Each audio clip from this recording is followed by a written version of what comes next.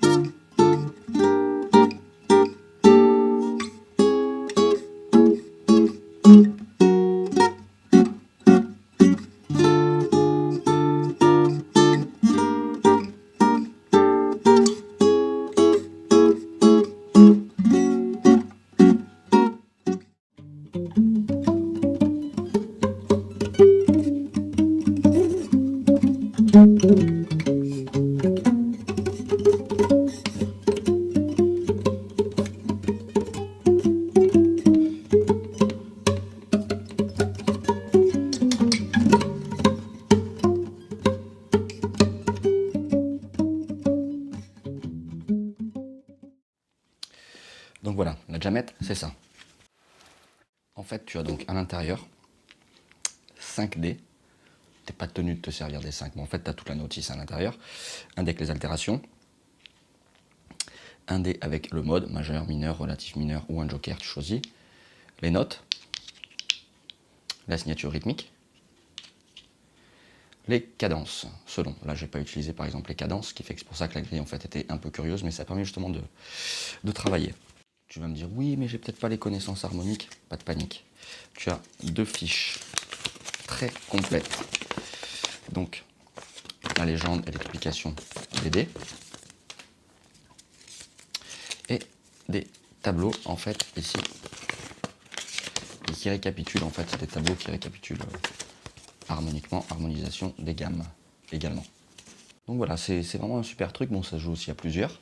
Et ce qui permet justement de faire des buffs un peu différents de ce qu'on fait habituellement. Parce que sinon, quand on buff comme ça, bien souvent, ça vire un peu le genre de buff un peu funk rock qu'on fait un peu tous. Donc là, ça permet de partir vraiment autrement avec d'autres couleurs. Donc c'est super intéressant.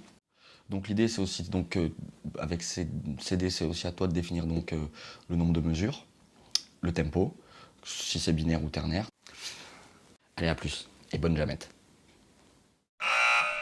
Surtout très important, n'oublie pas un truc. Là, on avait une grille en 5/4 qui faisait Ré mineur, Sol mineur, Do dièse mineur 7e majeur et Fa dièse majeur.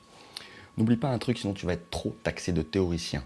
N'oublie pas surtout d'avoir une approche un peu ésotérique, genre oui, le Ré mineur, j'adore cet accord parce que perso, il m'évoque une tempête sur la plage en plein mois de novembre. J'ai vraiment un rapport très proche à cet accord, vraiment il représente énormément pour moi, surtout son enchaînement vers le Sol mineur. Le Sol mineur, il me rappelle vraiment une anecdote que j'avais vécue au Mexique, alors que j'étais attablé avec des compagnons révolutionnaires. À l'arrivée du Do dièse mineur 7e majeur, c'est vraiment quelque chose de fantastique qui se passe. Et le Fa dièse majeur m'évoque une espèce d'accomplissement de soi qui me ferait aussi penser à une espèce Putain, c'est super pertinent. Voilà, donc n'oublie pas d'ajouter ce genre de notions aussi quand tu fais de la musique, sinon tu seras taxé de trop théoricien. Non, j'ai pas menti.